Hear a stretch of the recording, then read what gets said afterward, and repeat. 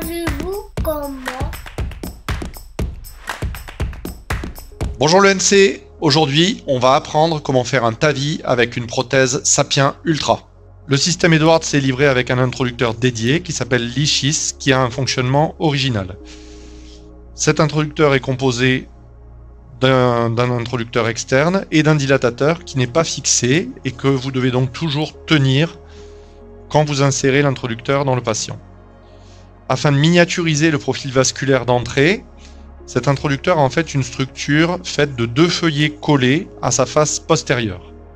Il est très important de toujours introduire cette zone de deux feuillets collés vers la partie inférieure du patient pour éviter qu'elle se retrouve éventuellement, en cas de tortuosité importante, vers la courbure externe d'une tortuosité, car lorsque la valve va passer à l'intérieur de l'introducteur va se dilater, et dans des cas extrêmes, ces deux feuillets peuvent s'ouvrir et mettre en contact la valve avec l'anatomie vasculaire du patient.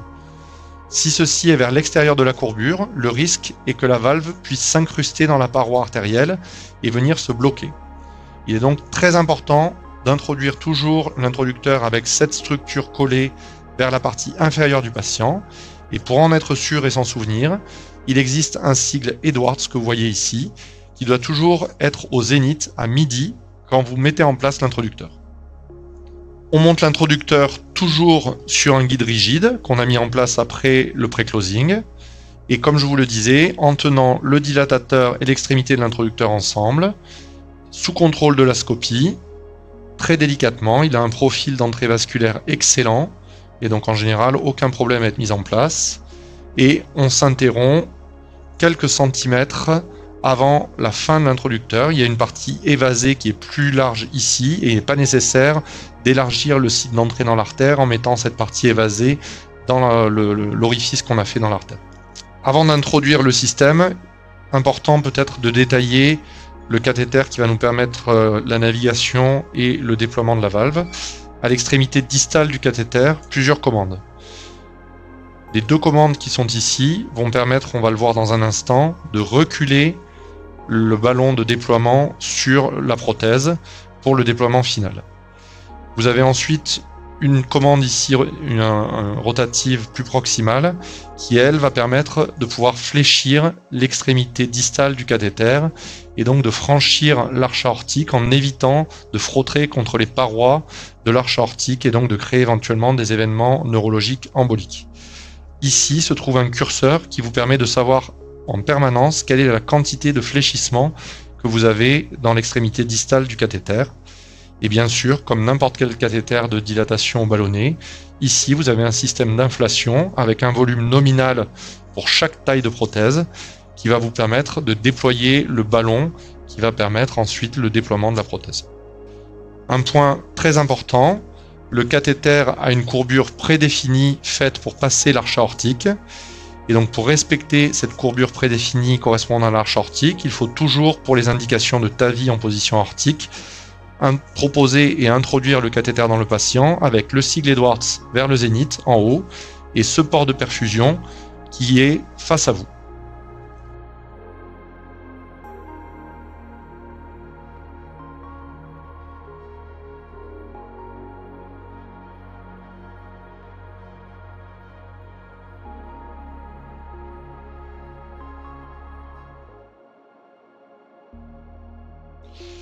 La montée du système se fait donc dans l'introducteur sur le guide rigide, et dans la mesure où l'introducteur se dilate au passage de la prothèse, l'opérateur ressent toujours une sorte de résistance qui est variable selon la taille de la prothèse lors de cette phase.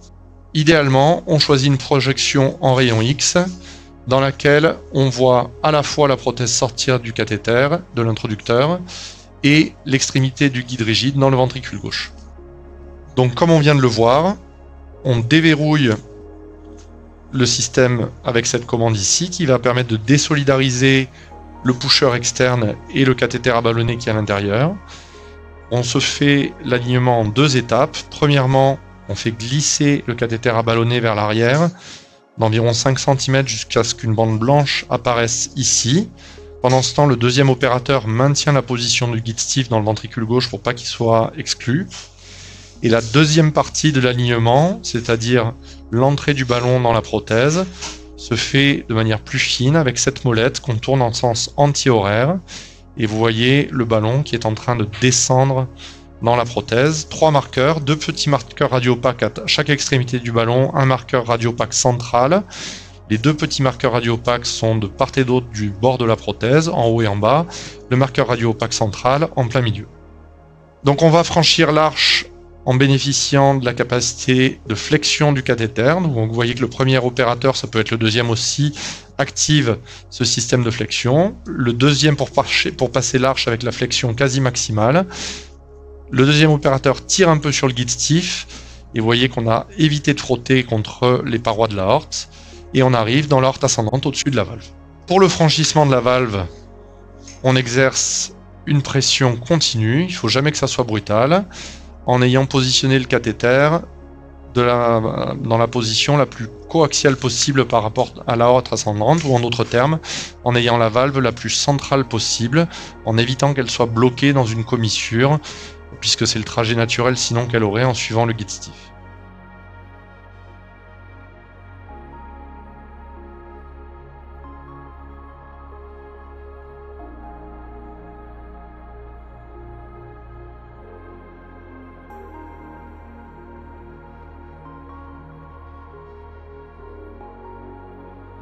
On doit maintenant décapuchonner le pôle aortique du ballonnet et de la prothèse, qui est pour l'instant couverte par le pusher. Pour ceci, on déverrouille de nouveau le pusher pour le désolidariser des mouvements du ballonnet. On fait un point fixe sur le cathéter à ballonnet avec sa main droite, et on fait reculer la main gauche vers la main droite, jusqu'à ce que le pusher que vous voyez en haut de l'écran soit au niveau du marqueur radio-opaque central qu'il y a parmi les 3 petits marqueurs que vous voyez. On reverrouille le système. Vous voyez que ce patient a une taille normale. Quand les patients sont très grands ou avec d'importantes tortuosités aortiques, on peut se retrouver avec un manque de distance entre l'entrée dans l'introducteur et l'extrémité du cathéter. À ce moment-là, on peut peler cette partie qui a juste servi à passer la valve hémostatique de l'introducteur. Vous voyez que j'ai dévissé ici une sorte de bouchon. On pèle cette zone et on peut enlever ce qui s'appelle le loader, qui a permis de passer la valve hémostatique pour gagner de la longueur, pour rentrer encore plus de cathéter dans le patient. On a fait notre checklist avant déploiement. La stimulation, comme pour quasiment toutes nos procédures de TAVI, se fait ici sur le guide rigide. Le guide rigide est appliqué contre le ventricule gauche. L'autre extrémité sort du cathéter qui sert d'isolant.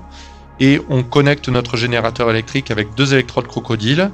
Une électrode crocodile qui est ici directement mordu dans l'incision, dans la zone où on a fait l'anesthésie locale, et l'autre électrode crocodile qui est connectée à l'extrémité distale du guide qui sort du cathéter.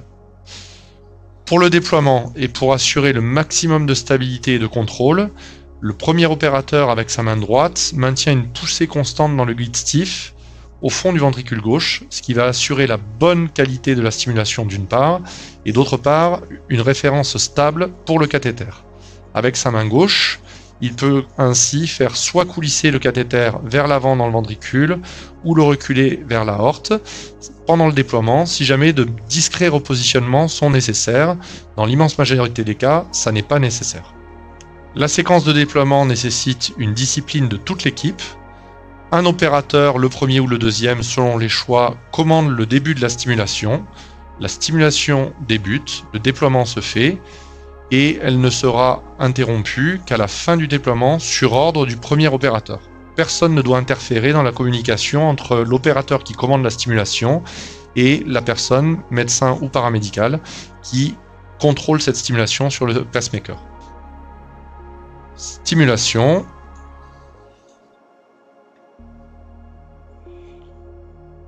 Injection. Début de déploiement. Vas-y, tu peux déployer complètement. Complètement. 5 secondes. Déflation du ballon. Stop stimulation. Dès que la stimulation s'arrête, on vérifie immédiatement la pression, le rythme cardiaque. Ici, la pression est bonne, pas de trouble conductif. On peut déconnecter nos pinces crocodiles du guide stiff et retirer le dispositif de la valve.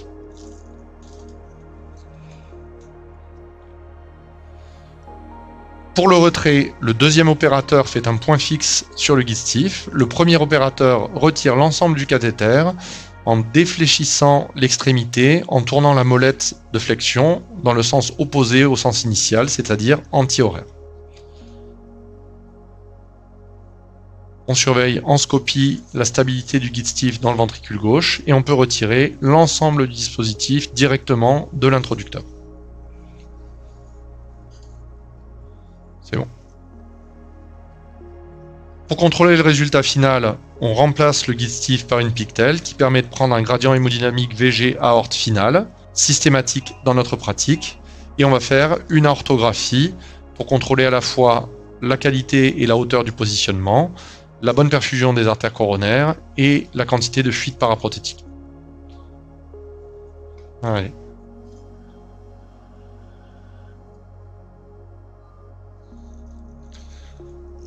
Ça c'est bon. Pour la fermeture avec le système Edwards, il est recommandé de remettre en place le dilatateur dans l'introducteur pour les raisons que j'ai expliquées au début.